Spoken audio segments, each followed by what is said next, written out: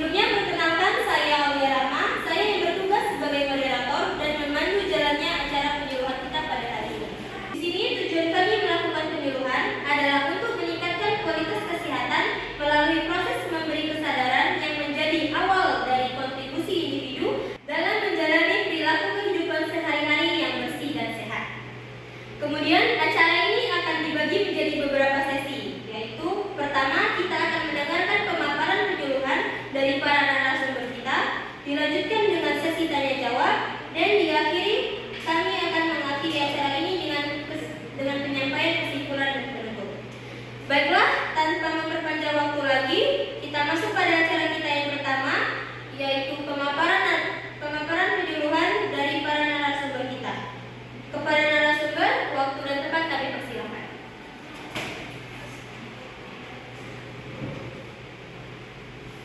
Baik, selamat pagi semuanya. Pagi. Perkenalkan, nama saya Agnes Zenda, biasa dipanggil Agnes. Jadi kami di sini akan memaparkan topik dari apa yang dimaksud dengan PHBS atau perilaku hidup bersih dan sehat. Sebelumnya kami akan membagikan leaflet atau brosur kepada Bapak Ibu sembari kami menjelaskan tentang PHBS ini.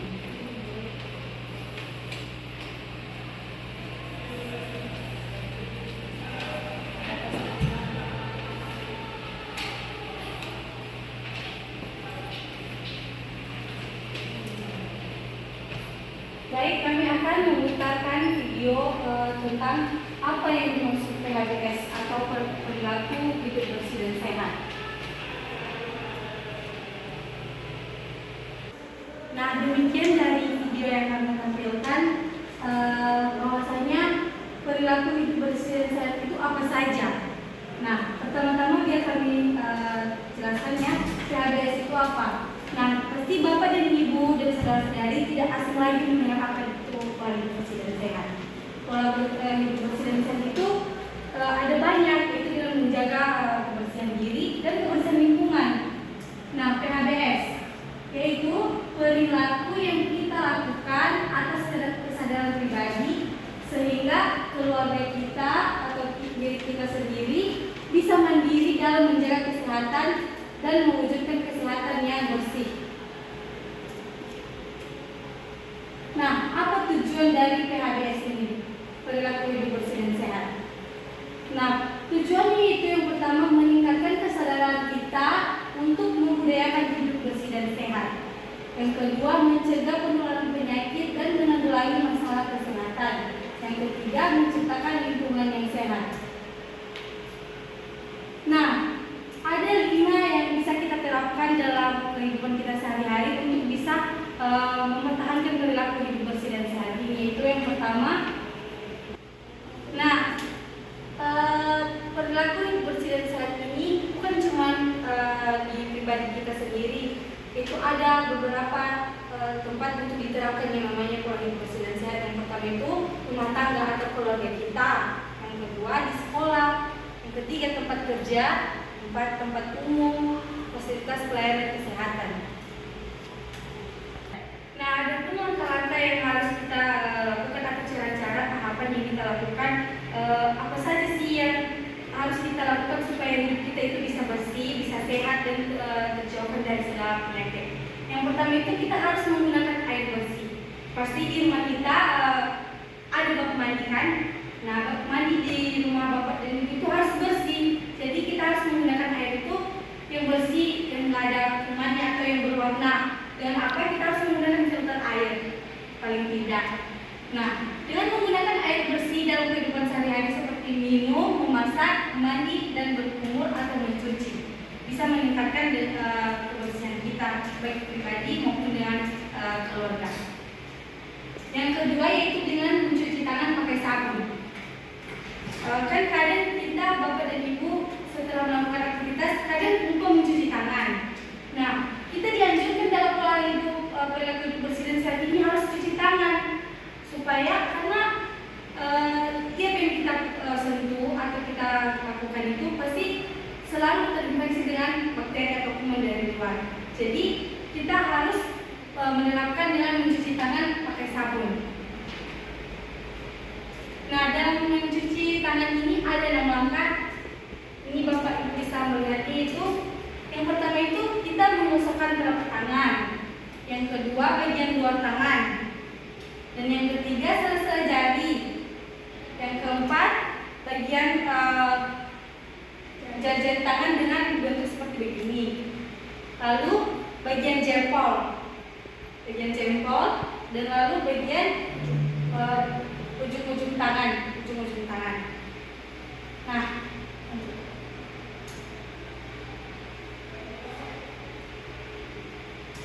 Nah, ini juga yang dapat bisa kita lakukan untuk meningkatkan kebersihan dan kesehatan, yaitu menggunakan jamban atau toilet, tempat kita membuang sisa-sisa dari metabolisme kita atau yang bisa kita gunakan untuk buang air kecil atau buang air besar. Yaitu kita harus menggunakan toilet yang bersih. Jangan yang ada karat-karatnya, penurunan karatnya. Dengan itu kita harus membersihkannya. Banyak di luar sana cairan untuk membersihkan toilet atau tempat pembuangan buang air besar atau buang air kecil. Nah, yang menjadi juga salah satu sumber dari penyakit ini, yaitu yang pertama itu memberantas jentik nyamuk. Nyamuk juga dapat membawa penyakit. Kan yang itu bisa dia berasal dari sampah-sampah, dari pembuangan, sehingga nanti dia yang menghinggapi tubuh kita atau menjangkit di dalam tubuh atau kulit kita, bisa menyebabkan penyakit. Jadi dengan itu kita harus memberantas jentik nyamuk ini. Jentik nyamuk bisa berada di bak air. Jadi kita minimal 1 atau 2 kali dalam 1 minggu membersihkan bak air. Jadi semua juga kubangan-kubangan air yang ada di sekitar rumah itu harus kita bersihkan. Sampah-sampah yang membuat tergenangnya air kita harus membersihkannya, Bu, supaya jentik-jentik nyamuk ini tidak berkembang biak di sana. Lanjut. Nah, membuang sampah pada tempatnya. Kebanyakan masyarakat di sekitar kita ini tidak peduli dengan adanya sampah. Sampah di mana-mana, sehingga membuat pencemaran lingkungan, dan adanya yang tadi itu nyamuk, berkembang biak nyamuk. Jadi kita harus punya dengan kesadaran untuk menjaga perilaku hidup sehat. Perilaku hidup sehat itu dengan cara itu membuang sampah pada tempatnya. Jangan kita membuang sampah asal-asalan, sehingga menyumbat air, menyumbat pencemaran lingkungan lah. Jadi kita harus sadar akan itu. Nah, yang selanjutnya itu melakukan aktivitas fisik dengan senam atau berolahraga minimal 2-3 kali dalam seminggu agar tetap sehat dan bugar. Pasti di program desa kita ini pasti ada yang namanya program senam, paling tidak hari Jumat. Bisa juga dengan melakukan aktivitas fisik sudah bisa menjadi senam atau membentuk kebugaran pada tubuh kita sehari-hari. Nah, yang paling penting ini Bapak dan Ibu, yaitu makan buah dan sayur setiap hari. Kebanyakan kita mengonsumsi makanan-makanan yang instan, yang makanan-makanan yang di luar sana lah yang dimasak, tapi kita tidak tahu terjaminnya bersih atau tidak. Jadi kita harus dalam meningkatkan hidup bersih dan sehat ini, kita harus rajin makan buah atau sayur, sehingga kita dapat menyimbangi imun dalam tubuh kita itu untuk tetap kuat dalam melawan bakteri-bakteri yang akan membuat kita menjadi sakit.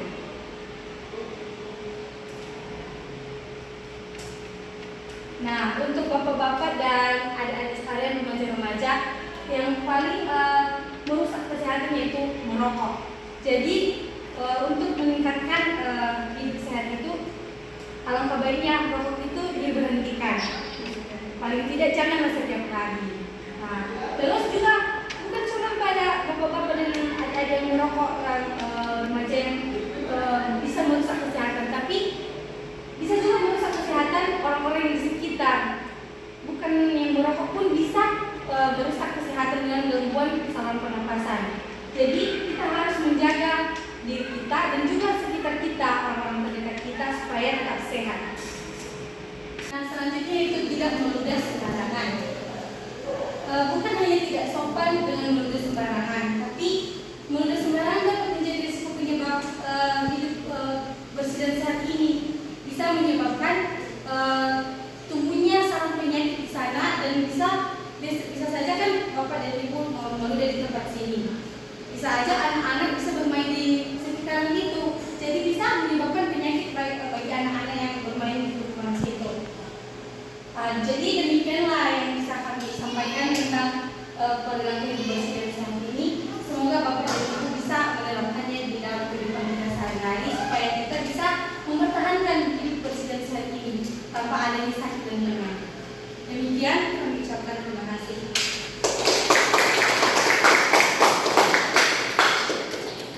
Baiklah, kami ucapkan terima kasih kepada narasumber kita yang telah memaparkan materi penyuluhan kita pada hari ini.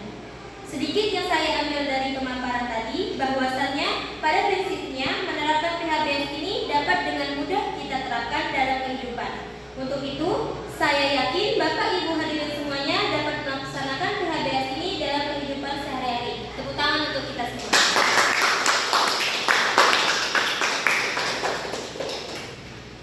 Masuk kepada sesi tanya jawab, kami akan memberikan kesempatan kepada Bapak Ibu hadirin semuanya. Jika ada pertanyaan ataupun pemaparan kami yang kurang jelas, dapat langsung ditanyakan saja. Bagi yang ingin bertanya, angkat tangannya dan sebutkan nama. Kepada Bapak Ibu hadirin sekalian, waktu di depan kami persilahkan. Baik, perkenalkan nama saya Alia Agustina Tama. Di sini saya ingin bertanya, apa aja sih dampak dari tidak melakukan pola hidup sehat? Sekian, terima kasih.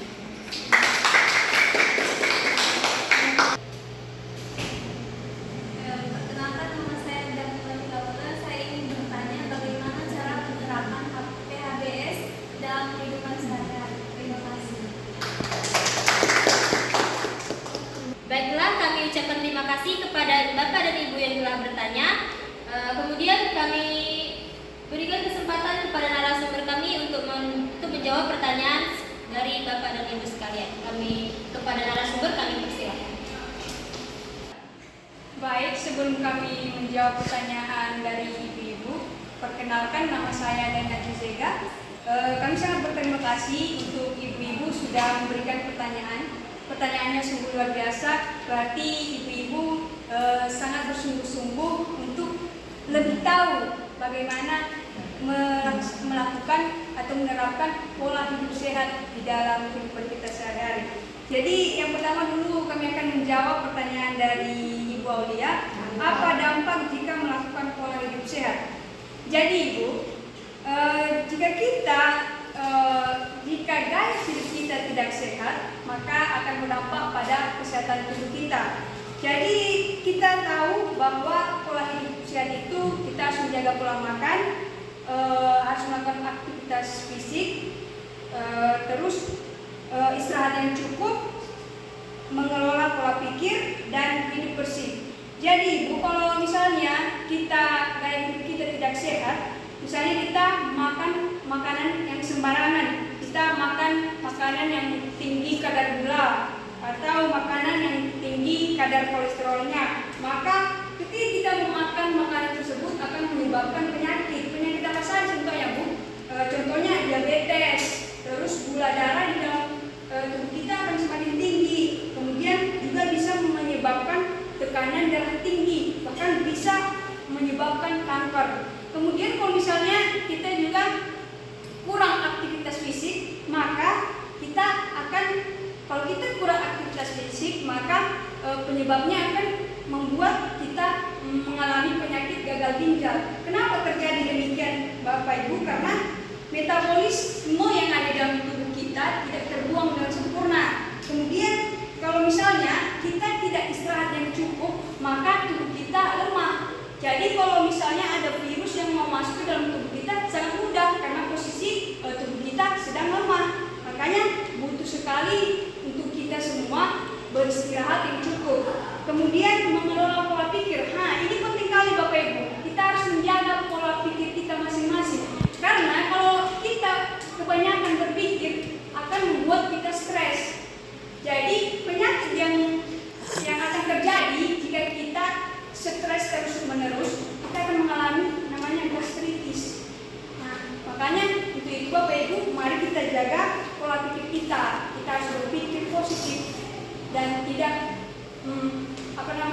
tidak berpikir yang aneh-aneh. Begitu Bapak Ibu. Kemudian hidup bersih. Ini penting sekali Bapak Ibu, karena misalnya kalau kita makan kita harus cuci tangan supaya kalau kita siap bekerja dari luar kita harus cuci tangan supaya teman-teman tidak masuk ke dalam tubuh kita. Nah, jadi satu lagi Bapak Ibu, bagaimana cara melakukan pola hidup bersih itu buang sampah pada tempatnya supaya nyamuk-nyamuk tidak berkeliaran atau berkembang biak di tempat tersebut, supaya kita terjauhi dari penyakit yang namanya AIDS. Nah, jadi Bu Malia dan semuanya juga jangan ada di dalam diri kita untuk tidak berpola hidup sehat. Kita harus berpola hidup sehat supaya kita bisa menjalankan aktivitas kita dengan baik.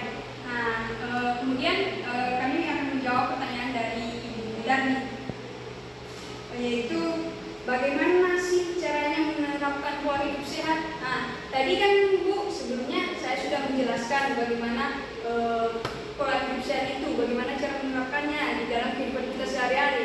Jadi kami mengulangi kembali supaya lebih jelas dan supaya ibu-ibu lebih tahu dan bisa menerapkannya di dalam kehidupan sehari-hari. Yang pertama, kita harus menjaga pola makan Bu. Kita harus menjaga pola makan, makan sayur, makan makanan yang ada proteinnya. Nah, hindari makan makanan yang instan. Kemudian aktivitas fisik, kita harus berolahraga paling tidak 2 sampai 3 kali dalam seminggu. Kemudian istirahat yang cukup 7 sampai 8 jam. Kemudian mengelola pola pikir tadi, kita harus kelola pola pikir kita supaya terjauh dari segala macam penyakit. Kemudian hidup bersih, menjaga kebersihan lingkungan dari sampah-sampah dan lain-lain. Nah, jadi begitu ibu-ibu, supaya kami sangat berharap supaya kita terus menerapkan pola hidup sehat di kehidupan kita sehari-hari, supaya kita terus sehat dan bisa menjalankan aktivitas kita dengan baik. Terima kasih.